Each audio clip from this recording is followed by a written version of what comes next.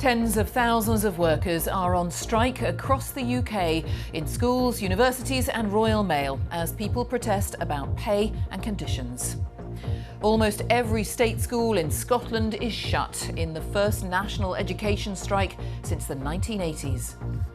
We've got a cost of living crisis and we've got a backdrop of teachers' pay having declined to the tune of 25% since 2008. So understandably, they are very, very angry.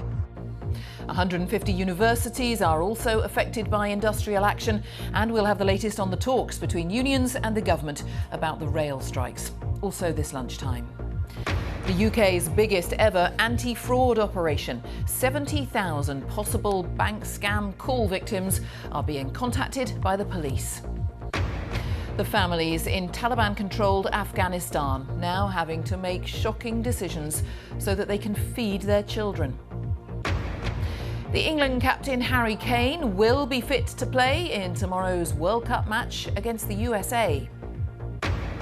And the ancient gold coin that proves a fictional Roman emperor was actually a real person. Later in the hour on the BBC News Channel, we'll round up the latest action, hear key interviews and discuss the day's biggest talking points from here at the BBC Sports Centre.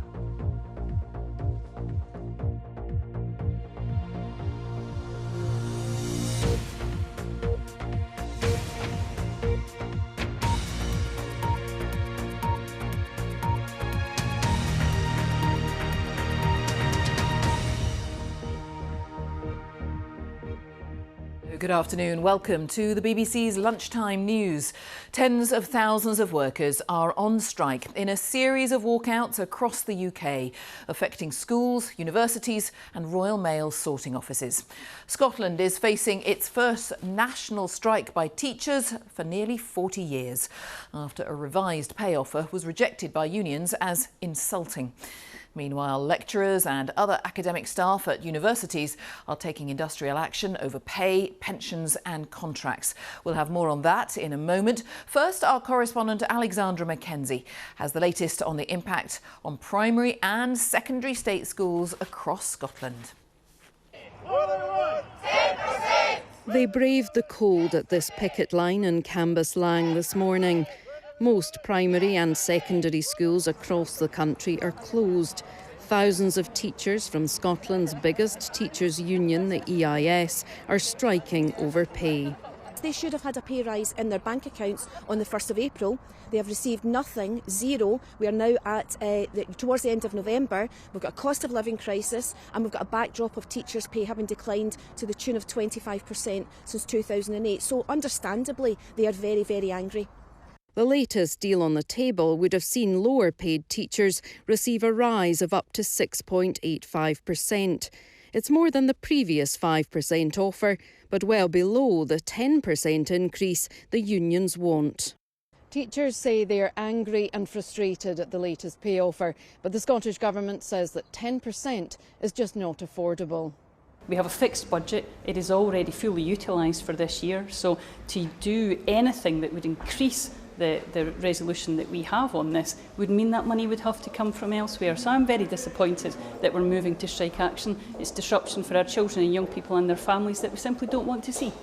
For some parents, it will be difficult to find additional childcare. This tennis camp is helping out. I would probably rather be in school, but I do like, playing tennis. I like writing in school, so we were going to be doing a bit of comic strips, and I'm quite sad I'm missing that. It's the first national teachers' strike in almost 40 years. All sides had hoped it could have been avoided. But without any agreement, further strikes are planned for the new year. Alexandra Mackenzie, BBC News, Cambuslang. Well, as we've heard, university staff have walked out across the country on the first of 3 days of strikes about pay, working conditions and pensions. Our education correspondent Vanessa Clark reports on that. Anger and frustration on the picket line. Pay issues, insecure contracts and changes to their pension schemes have led to staff at more than 150 universities walking out in protest today. For Nathan Howard, who is a postgrad researcher, he believes the conditions will eventually force him out of a job he loves. The workload, the pressure, the lack of any kind of fixed time off you officially sort of have to take, the low pay, that's worse, especially, and it's getting worse with the whole cost of living crisis and everything like that. Many students are backing the strikes, but are worried about even more disruption to their studies following the pandemic. For a lot of students, I can say it is quite frustrating, especially if you are in the beginning years of your university. As a third year myself, I am able to cope with it much more. And professors have given us the option of sort of like out of office hours and giving us extra support when needed. We turned up to university as what we thought was a hub of sort of knowledge and empowerment. And then you learn that industry professionals aren't getting the treatment that they deserve. It's very saddening. Universities say they are disappointed by today's action and that the pay demands are unrealistic. We are trying to do everything we can within the environments that we're operating with the funding that we've got to make sure that we are fair and transparent in the way in which we support our staff. My number one priority at the moment is to ensure that we don't disadvantage students. Frankly, they've had a really difficult time over the past few years with COVID. This is the last thing that they need. The staff here and across the UK will be back again tomorrow for the second of 3 days of planned strike action.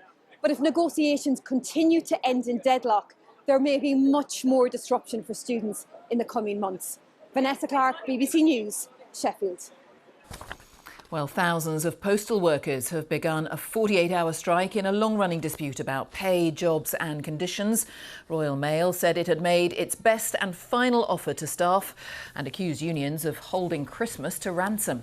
Unions say the offer on the table would spell the end of Royal Mail as we know it. Meanwhile, the head of the rail union, the RMT, Mick Lynch, is having his first meeting today with the new Transport Secretary, Mark Harper. Earlier this week, the RMT announced dates for a series of 48-hour strikes in December and January. The talks are underway at the moment. Our transport correspondent, Katie Austin, is there where they're taking place. And what's the latest on those talks, Katie? Yeah, that's right. The Transport Secretary, Mark Harper, is now meeting with the RMT's Mick Lynch in the building behind me. This isn't part of the official negotiations in the rail dispute, and Mark Harper also has meetings set up with the TSSA union and the leader of ASLEF, the train drivers union. However, the meeting with Mick Lynch today has acquired more significance after the RMT announced earlier this week this fresh wave of strikes, 48-hour strikes in December and in January. And Mick Lynch has accused the Transport Secretary and the government of blocking an offer by trading companies. The government has insisted it's not holding up negotiations, and Mark Harper has said he's not interested in blocking an offer. We don't expect this meeting that's happening right now to solve the dispute or directly lead to strikes being called off, but it will be very interesting to see afterwards what both men think in terms of whether it has actually changed anything from their perspective. Katie Austin, thank you.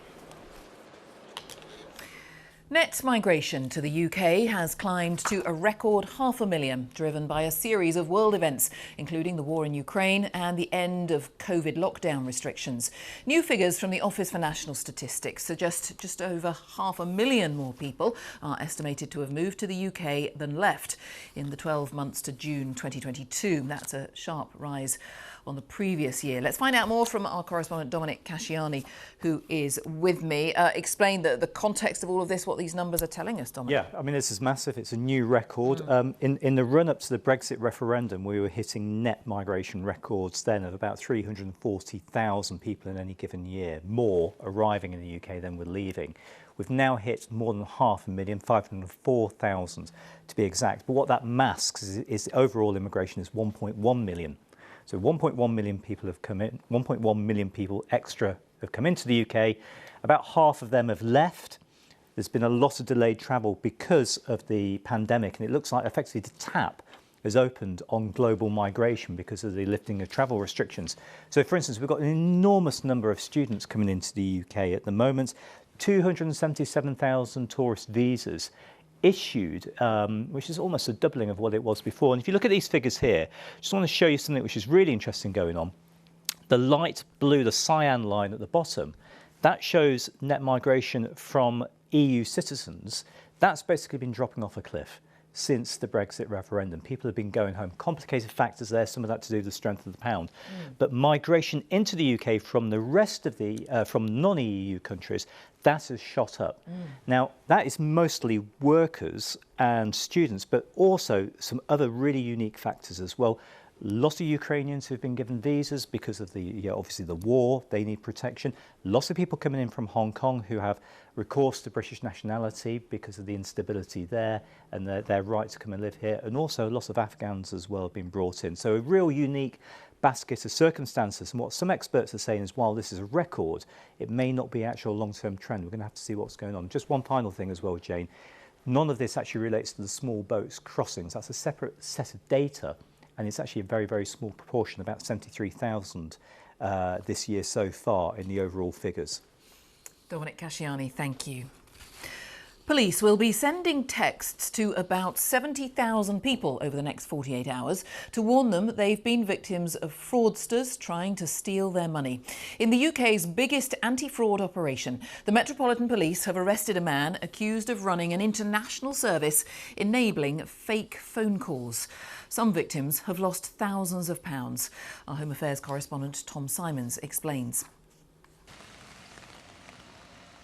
The Met says it's the biggest ever proactive operation to take down fraudsters. And there's a new strategy, taking down their tools. Specifically, a website thought to have been used by nearly 60,000 criminals worldwide and alleged to have been run from this flat in East London. iSpoof has been closed by the FBI. It provided a server which criminals could use to call victims anonymously, pretending to be their bank. We're all used to these one-time passwords that come to your phone, for example, and you need to somehow con somebody to give you that over the phone. That's the core of this. And to do that, you need to impersonate perhaps being their bank. To impersonate their bank, you need specialist software that allows your ordinary phone to pretend to be a bank phone. And that's what was at the core of this. Detectives got data from the website's server. Some victims had lost £10,000, one £3 million. Police believe iSpoof allowed criminals to make up to 20 calls a minute to people around the world.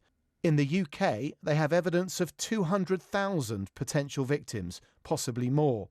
For some of those, they have a suspect and a phone number of the victim, but no name or address. So, for the first time, they're sending 70,000 victims of fraud a mass text message. They'll say to go to the Action Fraud website to register your details. But of course, there's now a concern that scammers will send their own messages posing as the police. So the advice is that the only place victims will be asked for their information will be on this website, actionfraud.police.uk. A 34-year-old man has been charged with fraud and organised crime offences, but the investigation continues. Police raids around the UK have resulted in 120 arrests. After breaking iSpoof, their message to the scammers is, "We know who you are." Tom Simons, BBC News. And just a reminder of our top story this lunchtime. Tens of thousands of workers are on strike across the UK in schools, universities and Royal Mail as people protest about pay and conditions. Still to come on the programme, English rugby union governing bodies give evidence to MPs following the collapse of two clubs. Later in the hour on the BBC News Channel, we'll round up the latest action, hear key interviews and discuss the day's biggest talking points from here at the BBC Sports Centre.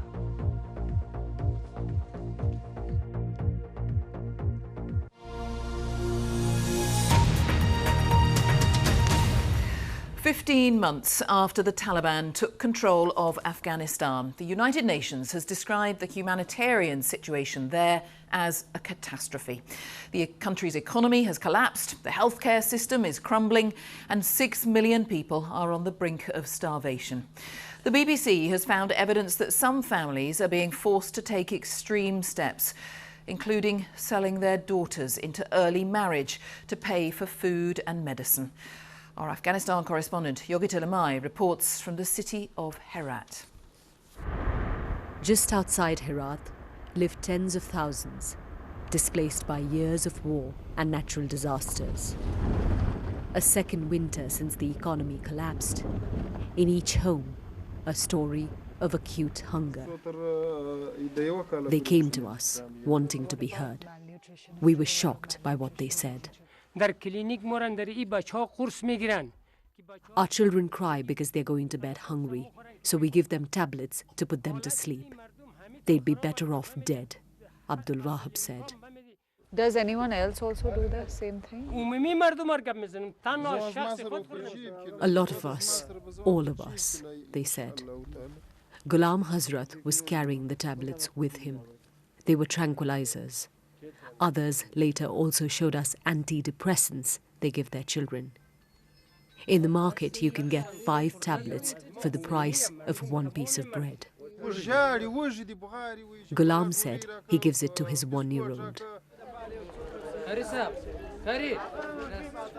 These men, their dignity, broken by hunger. I sold my 5-year-old daughter for $1,200 and sent my teenage son to Iran illegally to work. My younger sons collect rubbish every day. We have nothing.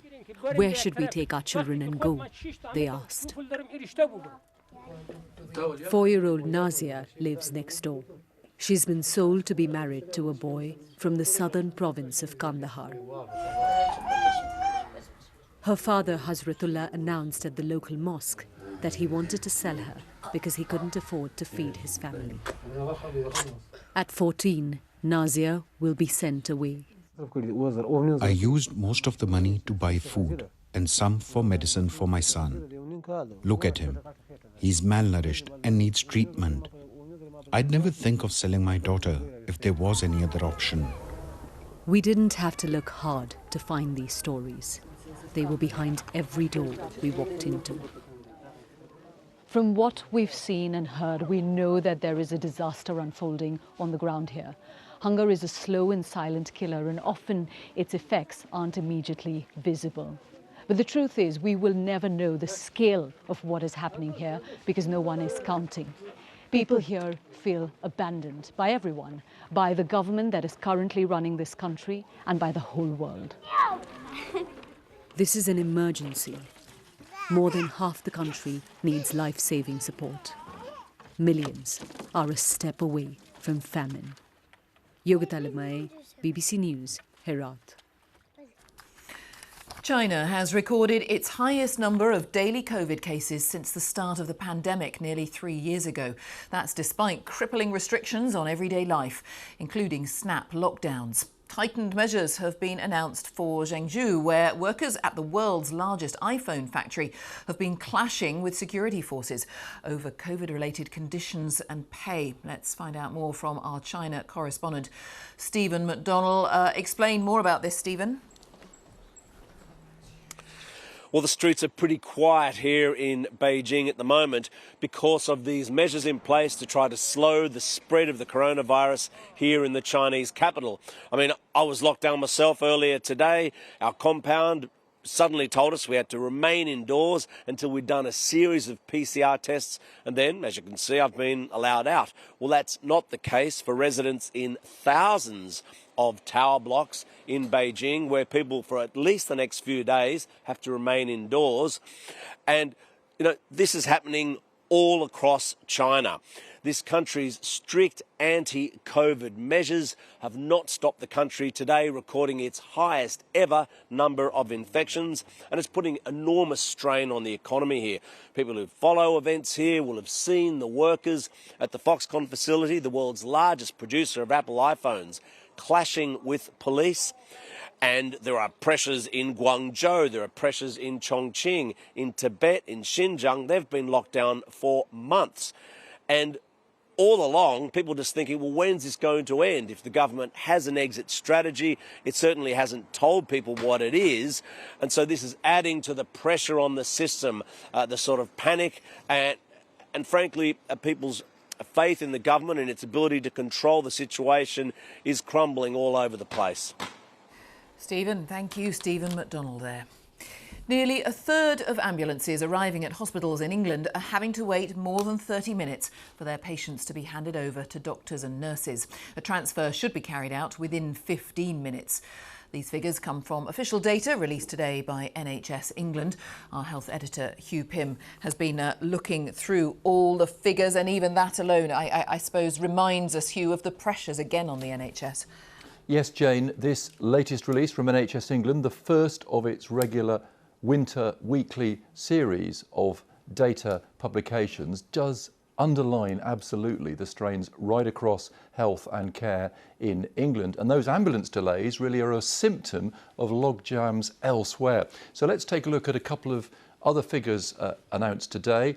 First of all, that one there, 95% of beds in England in the latest week were occupied. That leaves very little margin for other patients if hospitals are going to carry on doing all they normally do. And one of the reasons for that is delays in transferring patients outside hospitals, back home and into the community who are fit to leave. And the latest figures show more than 13,000 were fit to leave but were still occupying hospital beds. And that demonstrates issues in social care, difficulties finding placements, difficulties actually getting patients into rehab. And that is one really big challenge for the NHS. I should say these pressures are being felt in every part of the UK, in every area of the NHS. Now, NHS leaders are saying it is very challenging this winter. It could be the most challenging winter ever. These figures show considerable pressure. They note that there are more flu cases in hospitals than this time last year. And they do say that they are doing all they can to invest more in call handlers and creating more beds in hospitals. But clearly this is a very, very difficult situation, and winter really is only just beginning. Hugh Pym, thank you. English rugby unions governing bodies, the RFU and the English Premiership, are giving evidence to MPs today following the collapse of two top clubs, Worcester Warriors and Wasps. They both went into administration and have been suspended and relegated from the top division of English rugby. Our sports news correspondent Laura Scott has this report. It's been tough in many ways, obviously financially, more importantly emotionally really. The meeting where we were made redundant was pretty brutal. I don't think anyone saw it coming. Someone putting their hand up would be nice. Some responsibility for whoever needs to take responsibility.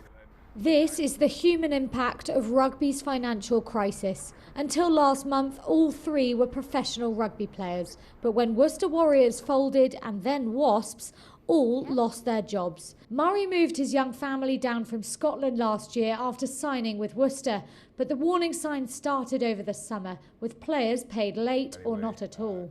And kept thinking that, oh, it'll be sorted, it'll be fine, and obviously not. Business isn't that easy, apparently. Elliot is one of those yet to find a new club. Teams have a lot less money to spend on players, and the players don't really want to get paid any less than they're already on because it's a tough sport. A lot of the lads get their head kicked in 3 times a week. Meanwhile, his former teammate Ben has dropped down to play in the third tier of English rugby and might leave the sport. So everyone's kind of got those concerns that the bills need paying and where's that money coming from? One club going under might have been viewed as an unfortunate anomaly. 2 clubs folding in such a short space of time has raised urgent questions about the viability of English domestic rugby union. Summoned to answer questions from MPs today, this was the assessment from the head of the Premiership. All clubs were investing for long-term growth and still believe in the long-term growth potential. But we're in a situation where, yes, clubs are loss-making at the moment and reliant on investors. With those in charge of the sport accused of sleepwalking into this crisis, the pressure is now on to protect other clubs from crumbling. Laura Scott, BBC News. Well, now we turn to the World Cup in Qatar, where the countdown is on for 2 very big games tomorrow. Wales will be taking on Iran and England will face the USA. In a moment, we'll hear from Alex Howell at the England training camp. First, though, let's head to Howell Griffith, who is at the Wales team training camp in Doha. How's the mood, Howell? Well, Jane, here on the waterfront in Doha, you see plenty of Mexican sombreros and Spanish scarves, but mingled in between them are the Welsh bucket hats. And speaking to Welsh fans this morning, they are enjoying their moment in the sun and relishing, as we all know, Wales' first World Cup in 64 years. In that first game, Wales seemed to have a bit of stage fright, but they grew into it and got a draw with the USA. But that really makes tomorrow's game with Iran very, very important. 3 points tomorrow, and that really does help Wales' chance of going through to the next round. But a draw or a loss tomorrow, well, they might be packing their bags very early. The other thing they tell you about is the kind of culture clash that they notice here. And there have been questions about how some Welsh fans have been treated, particularly those who arrived at the ground with rainbow bucket hats the other evening. It's something that the FAW say that they're angry about. In terms of the players, we'll hear from Gareth Bale and the Wales manager Rob Page later on today. We're told that everyone in training today was fit and ready, and people will be looking towards Rob Page's selection. Will he start with the game changer from Monday, 6'5" Kiefer Moore? Certainly when England played Iran, a big tall striker, aerial presence there made a big difference. Will Wales go with the same plan? Talking of England, well, let's find out how they're preparing for their game against the USA tomorrow. We'll go over to Alex Howell, who's at the England camp. All eyes were on England training and to see if Harry Kane was out there with the rest of the group and moving freely. The England captain went for a scan on that right foot on the injury he picked up in that first game against Iran in that 6-2 win. Gareth Southgate has said that the striker is fit and available for that game tomorrow, and we'll hear more from the England manager later this evening, who I'm sure will give a more in-depth answer. He'll be joined by Harry Maguire, who's come through his own injury worry. He was substituted in that game with an illness, but is due to make his 50th appearance for his country. The USA present a different type of challenge than Iran. They need a positive result going into that last group game to give them a chance of going through to the knockout stages. Gareth Southgate said that England need to eradicate the errors, and I'm sure when he's asked later, it'll be more of the same from the England manager. Alex and Hal, thanks very much for now. The Queen Consort has been to a Barnardo's nursery in East London to deliver more than 1,000 Paddington bears. The soft toys were left outside royal residences by members of the public after the death of the Queen. They're now being donated to Barnardo's for their children's services. The Queen Consort was joined by some of the children supported by the charity for what's being called a teddy bear's picnic. A Roman emperor in the 3rd century who was written out of history as a fictional character really did exist, according to new research. Specialists have looked again at an ancient gold coin which bears the name and portrait of Emperor Sponsian, but was believed to have been a fake. Until now. Our science correspondent Palab Ghosh has been to the Hunterian Museum in Glasgow, where the coin is on display. A Roman coin that has baffled historians. Thought to have been a fake for hundreds of years. A close look shows pit marks. These and its crude design led to the experts thinking it was made by forgers in the 18th century. Oh, that's really nice, around there. Can we get a higher resolution image of that? But scientist Paul Pearson thought they were wrong, so he began a forensic investigation. Silicon, oxygen, iron. Under a high-power microscope, he found scratches which could only have been produced by rubbing together with other coins in purses. And a chemical analysis showed that it had been buried under the soil for hundreds of years. All clues that indicate that it was genuine. Yeah, look at that. I think what we've found is an emperor, an important historical figure in his own time, thought to have been a fake, been written off by all the experts and the historians. We found that he was real and that he had a role in history. The coin is one of just 4 at Glasgow University's Hunterian Museum. These 3 are of known Roman emperors, but this one has been a real mystery. It has a picture of someone that the experts thought never existed at all. The coins were originally discovered in 1713. In Transylvania. It was a small hoard of Roman gold, and it was transported to the Imperial Coin Collection in Vienna. The detective story to discover who the mystery man was continued with Jesper Eriksson. Well, they came here by quite an extraordinary route, really. They've been laying in wooden cabinets, near forgotten, for almost 200 years. His research suggested that the face on the coin belonged to a real-life military leader called Sponsian, who ruled a province of the empire that is now Transylvania, where only ruins remain of the Roman occupation. The reason our research on these coins is so important is that we feel we've now proved that they are real coins, and can therefore say that Sponsian could be a real person, and that he is legitimately therefore a lost Roman emperor. The researchers now want to find more evidence of Sponsian to see what more can be learnt about the lost Roman emperor. Pallab Ghosh, BBC News, Glasgow.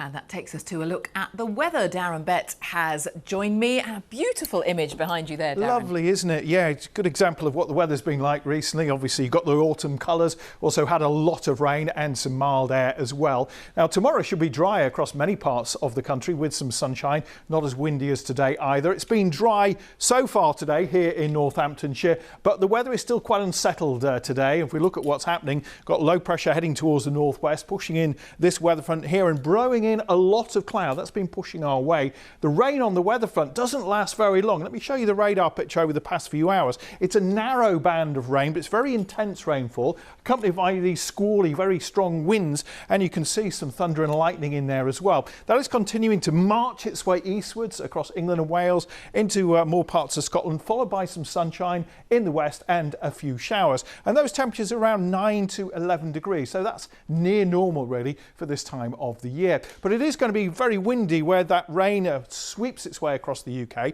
but also outside of the rain, some gusty winds along the English Channel and through the Irish Sea as well. And it takes a while for the winds to fully ease down overnight. We'll see some more heavy, perhaps thundery showers pushing across from the west, across many northern parts of the UK. It's only late in the night that things start to calm down a bit, and those temperatures should be just escaping a frost, probably getting down to 3 degrees, I think, in some rural areas. Those overnight showers, though, will be out into the North Sea. We'll keep a few showers going perhaps across some western parts of the UK.